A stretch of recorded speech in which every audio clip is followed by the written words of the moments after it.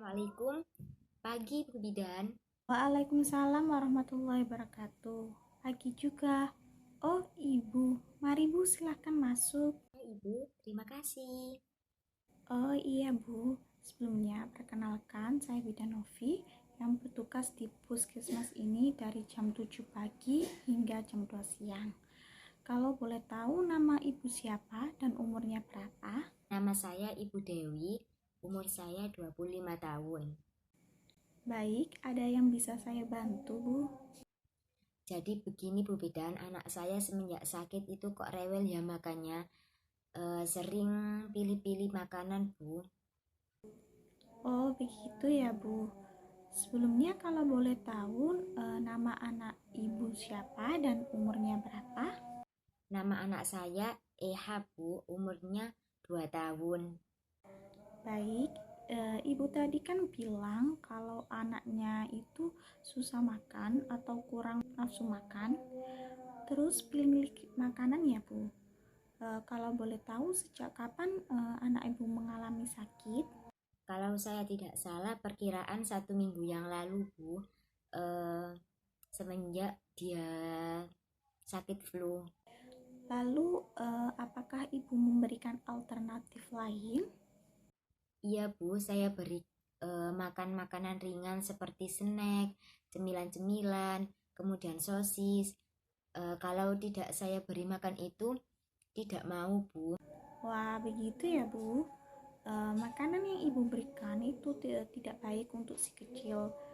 Ada cara tersendiri untuk cara pemberian makanan pada anak sehat dan anak sakit. Bagaimana itu cara memberikan makanan pada anak sehat dan anak sakit? Baik, akan saya jelaskan pemberian makanan pada anak sehat dan anak sakit itu tentunya berbeda ya Bu. Sebelumnya, apakah Ibu sudah mengetahui apa itu pemberian makanan pada anak? Wah, belum tahu Bu, mohon penjelasannya. Jadi, pemberian makanan pada anak merupakan salah satu upaya percepatan perbaikan gizi pada 1000 hari pertama. Kehidupan yang sangat penting untuk mencapai kondisi dan kesehatan yang baik pada anak sejak usia dini. Begitu ya Bu. Lalu apa yang membedakan anak sehat dengan anak sakit itu Bu? Perbedaan anak sehat dan anak sakit yaitu kalau anak sehat itu kondisi anak yang sempurna baik secara fisik, mental, psikis dan sosial, yaitu bebas dari penyakit, kelemahan dan kecacatan. Kalau anak sakit itu suatu keadaan di mana emosional, fisik, sosial, intelektual, perkembangan anak terganggu atau berkurang, bukan hanya kondisi terjadinya proses penyakit. Belum Bu, memangnya apa? Tujuannya itu Bu, yang pertama untuk memenuhi kebutuhan zat yang cukup dalam kelangsungan kehidupan anak. Kemudian yang kedua juga untuk pemulihan kesehatan sesudah anak sakit. Dan yang ketiga yaitu untuk aktivitas pertumbuhan dan perkembangannya. Oh iya, apakah ibu selama ini menyusui? Iya Bu, Apakah ada makanan pendamping lainnya? iya Bu, saya berikan makanan pendamping. Makanan apa? Saya sudah memberikan makanan yang dimakan oleh keluarga seperti nasi dengan ayam, kemudian sayur dan juga buah-buahan. Berapa banyak ibu? Sepertiga dari porsi orang dewasa Ibu, biasanya saya berikan 3 kali perharinya. Lalu siapa yang biasanya memberikan makanan dan bagaimana caranya? Saya sendiri Bu, biasanya saya suapkan makanan ke anaknya, kadang juga bisa makan sendiri. Baik, semenjak anak ibu sakit, apakah ada makanan yang dirubah? Iya Ibu, saya lebih kasih makanan ringan seperti snack, camilan-camilan, supaya anak saya tetap mau makan. Baik, setelah saya nilai sebaiknya ibu tidak merubah makanan meskipun anak itu sakit. Lalu seperti apa, Bu? Akan saya jelaskan tentang anjuran makanan untuk anak sehat dan anak sakit. Iya, Bu, silahkan. Anjuran makan untuk anak sehat dan anak sakit itu tiap umurnya berbeda-beda ya Bu. Untuk umur 0 sampai 6 bulan itu ibu tetap memberikan ASI sesuai keinginan anak, paling sedikit itu 8 kali per hari, yaitu pagi, siang maupun malam. Kemudian jangan diberikan makanan pendamping lainnya seperti MPASI.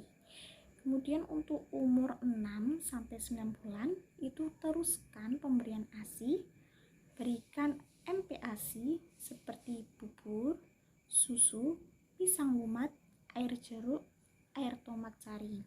Kemudian secara bertahap sesuai pertambahan umur berikan bubur tim lumat ditambah kuning telur, ayam, ikan, tempe, tahu, daging sapi, wortel, bayam, kacang hijau, santan maupun minyak. Kemudian setiap harinya diberikan makanan sebagai berikut. Untuk usia 6 bulan, 2 kali 6 sendok makan beras. Kemudian usia 7 bulan, 2 hingga 3 kali 7 sendok makan beras. Dan untuk usia 8 bulan itu 3 kali 8 sendok makan beras. Wah, jadi begitu ya Bu Bidan. Lalu apa yang harus saya lakukan supaya anak saya tidak pilih-pilih makan lagi? Untuk usia 9-12 bulan yaitu terus memberikan ASI, berikan MPASI tetapi lebih padat seperti bubur, nasi tim, dan nasi lembek. Kemudian menambahkan telur atau ayam atau ikan atau tempe, tahu, daging sapi, wortel, bayam, kacang hijau maupun minyak. Kemudian setiap harinya diberikan makanan sebagai berikut, yaitu untuk 9 bulan 3 kali 9 sendok makan beras, 10 bulan 3 kali 10 sendok makan beras, dan 11 bulan yaitu 3 kali 11 sendok makan beras. Kemudian berikan makanan selingan 2 kali per hari di antara waktu yaitu buah, biskuit, dan kue. Kemudian untuk umur 12 sampai 24 bulan ini usia anak ibu ya, yaitu terus memberikan ASI, kemudian beri makanan keluarga secara bertahap sesuai kemampuan anak, kemudian berikan 3 kali per hari sebanyak sepertiga porsi makan orang dewasa sendiri dari nasi, lauk pauk, sayur, dan buah. Kemudian makan selingan hanya kaya gizi yaitu 2 kali per hari yaitu biskuit dan kue, dan perhatikan variasi makanannya. Selanjutnya yaitu umur 24 bulan atau lebih, yaitu berikan makanan keluarga 3 kali per hari sebanyak sepertiga sampai setengah porsi makan orang dewasa terdiri dari nasi, lauk pauk, sayur, dan buah. Kemudian berikan makanan selingan kaya gizi 2 kali per hari di antara waktu makan.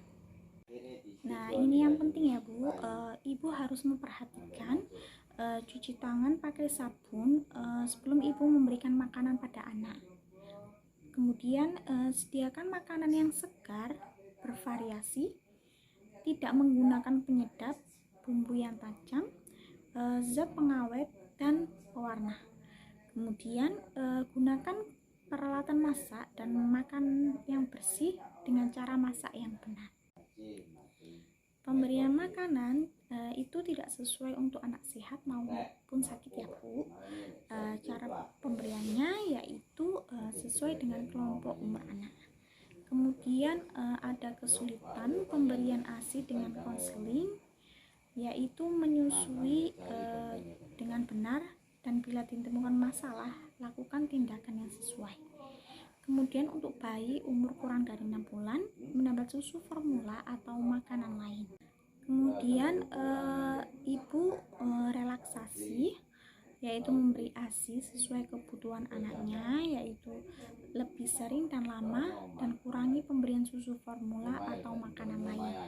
Kemudian jika bayi berumur 6 bulan atau lebih dan ibu menggunakan botol untuk memberikan susu pada anaknya, minta ibu untuk mengganti botol dengan cangkir atau mangkok atau gelas. Kemudian memperagakan cara memberi susu dengan mangkok atau cangkir atau gelas. Kemudian MPASI harus sesuai dengan kelompok umurnya. Kemudian bila anak tidak diberi makan secara aktif, nasihati ibu untuk porsi makanan anak yang cukup dengan piring atau mangkok tersendiri sesuai dengan kelompok umur. Kemudian makanan kaya gizi yang disukai anak. Selanjutnya, jika ibu merubah pemberian makan selama anak sakit, beritahu ibu tidak merubah makanan anak sakit, makanan sesuai umur dan kondisi anak. Jadi begitu ya Ibu. Terima kasih atas penjelasannya. Sama-sama Ibu, ada yang bisa saya bantu lagi? Sudah Ibu, penjelasan dari Ibu sudah jelas sekali. Kalau begitu saya pamit dulu ya Bu. Terima kasih atas penjelasannya. Assalamualaikum. Sama-sama Ibu. Waalaikumsalam. Hati-hati di jalan ya.